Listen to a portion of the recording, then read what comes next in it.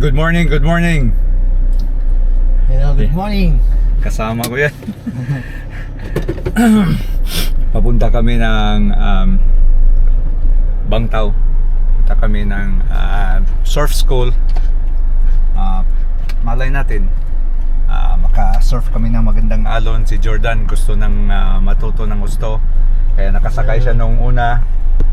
That's a good sign. Yan, at tinitingnan ko yung daan dyan kasi medyo alanganin yung paglabas namin. Pero naanuhan ko na may gusto si Jordan dyan na iced coffee. So, dumaan muna kami. Yon, natapos na namin pagbili ng iced coffee at tuloy-tuloy na yung biyahe namin. Dito na kami. Dumating na kami sa lugar. Ang lugar na ito, natawag nilang Bangtao Beach. Dito mas ang alon ay softer at saka makaka-ride ka sa mga ganitong board, mai-enjoy mo. So nandyan guys, ito yung Bangtao Beach, mga bars yan lahat, restaurants. Pag makikita nyo yung beach dyan mamaya, ready na kami. Hahakutin lang namin itong gamit. Sige, tatanggalin na namin to guys. Naanami sa beach ana. So ako ipakita ninyo ang unsa ka gwapo ang ilahang dagat. Na may duha ka board. In fact, tulo na siya ka board kay gigamit na ni Jordan dito sa unahan ang kuan, ang isa ka board. So nag-andam lang ko ana og ako mga gamit usab. So before di ay ko nga moadto sa dagat mao man jud ni nga kinahanglan nimong i-stretch sa jud imong lawas tungod kay kanang ato mga joints ba. Kung adunay wipe out, so dili ra ka maunsa, kinahanglan jud og warm up before ka moadto sa tubig guys. So ga kuan anag mga siguro mga 1 minute siguro na. 1 minute ba? Giandam na ang leash para ready na. Giwaksan na din ako ng board ana guys. Ako lang na siyang gi-cut din haan ng dapita. Kay kana siya pang longboard man ang leash ana. So akong gibutang sa akong tuhod.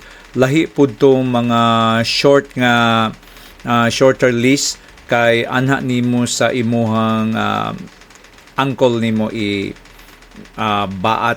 Karon guys, padulong na ko dito sa dagat. Ug inyo makita ang dagat medyo makaingon nakagamay ra ng balod, pero pag abot ana dito ron sa dagat guys, makaingon ka oy medyo disente og dako man day ning baludan eh.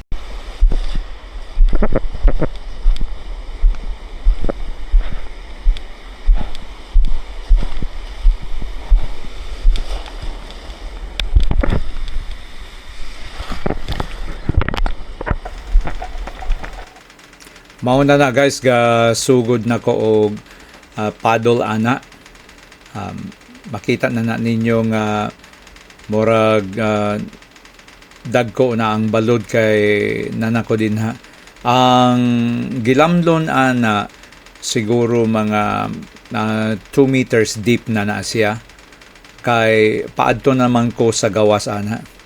O makita ninyo nga nag-istorya po ko sa ako mga kauban nga surfer din ha sa una ana din ha ng dapita. Pero kalagmitan dili po na sila taga dinha pod, taga Myanmar po na sila. Pero nahimo na po silang nagtrabaho din na dugay. Nahimo silang instructor na. Kaya siyempre kung everyday man kang mag-surfing. So ako dahil gisulayan o makakuha ba dayon? Wala na ako makuha ang unang wave nga ni hapak na ako ba nya mao na si Jordan oh. Gapa kuan ra. So ni try siya apod pero wa po niya makuha ang balod. Ingon ana jud ng surfing, ang pagpaddle importante, ang pag adto sa layo kay ibalik-balik jud ka ana dito sa daplin, so moadto na pug ka sa layo nga at least makasakay pug ka. So gaobserbar ko anag maayo og ang kinaiya sa balod ug unsalay iyahang kuan, diri ba siya sa wala o to moagi kay ang tiliman na kanang iyahang wind ba, kay usahay ang wind karon gitawag na siya og onshore ang wind. Ang wind gapadulong diri sa beach, og mo pagawas ang wind gitawag og offshore. So gwapo raman po ning naa kay kauban nga mag-surf ka guys, kay at least tabanganay ba og naay dili maayong sitwasyon ba.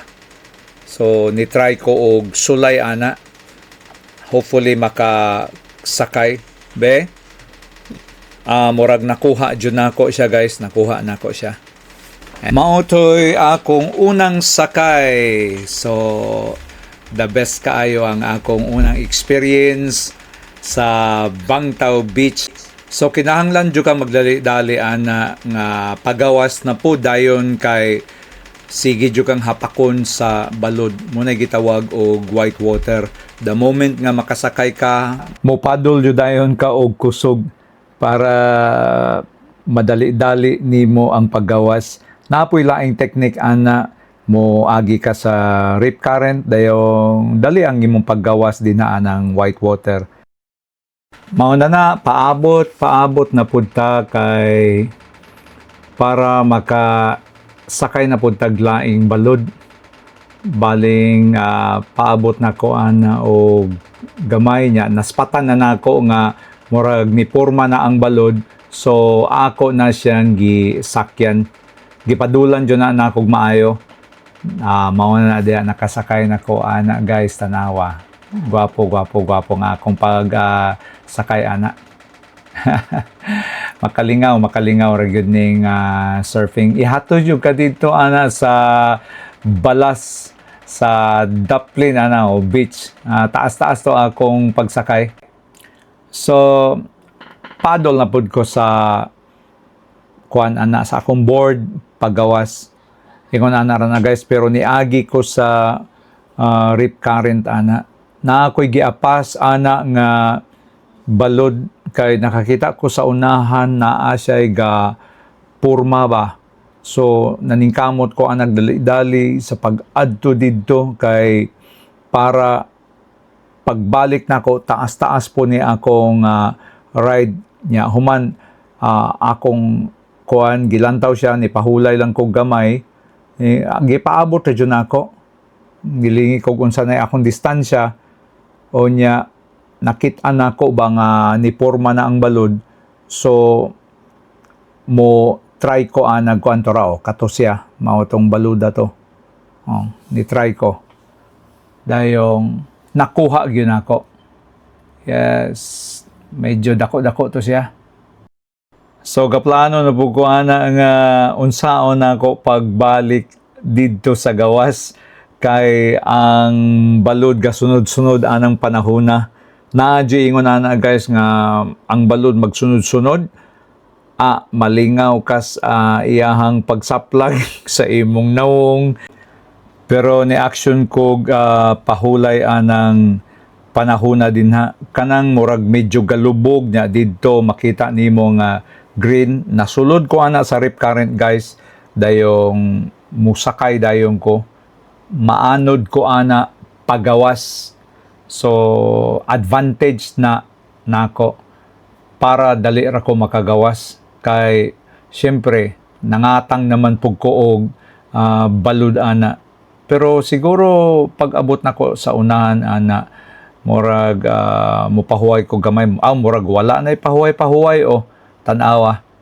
diretso anay na taon na ako makuha ba na nako, nakuha na po nako, laing ride na pod ang nahitabo.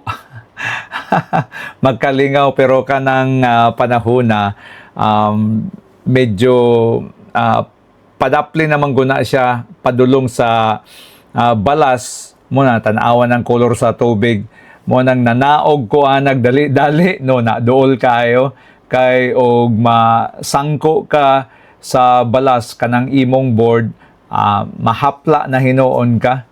So even though na sulod ko sa rip current but okay ra kaayo na siya.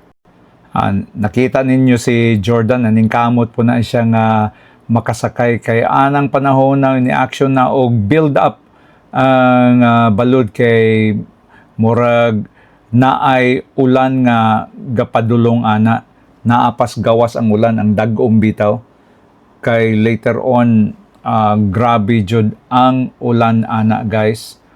Nagpadayon mi moadto mi sa gawas, nagpahulay mig kadyot lingaw kayo ming duhang Jordan ana. Gaatang na mi og balod ana kay murag among naspatan nga naay incoming nga balod, among gitansya ang iyahang distance si Jordan ni action og andam anang panahon na. So inko nga sige balin niyang paningkamot to. Naay balod pero ambot murag wala man siya ka sakay, but all good ra gyapon. Ingon na gani guys, nag-andam ko akong gitagbo ang balod kay gusto na akong maka-ride og medyo mahaba-haba nga ride ba. So akong gi-estimate ang distance sa beach og diri sa tubig na akong gipunduhan nya, gapaabot ko ana sa mulinya nga balod kay og the moment nga naanay linya, syempre ako dyan ang sakyan dayon. Pero nakabantay ko nga ang linya sa balod dool na lang kayo mo nang gadali-dali kog paddle ana nga hoping makasakay ko nya kay nasakyan man dyan ako siya guys. So hapit na kumabot sa balas ana nanaog ko unya ang balod ga build up. So mohapak ang sige ang balod kay dagko na siya ba kay padulong naman good ang ulan ana is linya pero gidali-dali ra na ako og paddle, pas kay si Jordan nakisabay pod pero gadungan mi no kita mo iyahang board pero na kuan siya nanaog siya ana no balas na ning kamot yun ning tao malingaw og surfing nanaog na ko ana guys kay murag gikapoy na ko. Pauli na ko ana guys kay bali na akong sinakay og balod, bali po na akong uhawa ana mao nang niadto jud ko ana sa hotel kay para mag order og iced coffee. So maura na guys, daghan kayong salamat sa inyong paglantaw.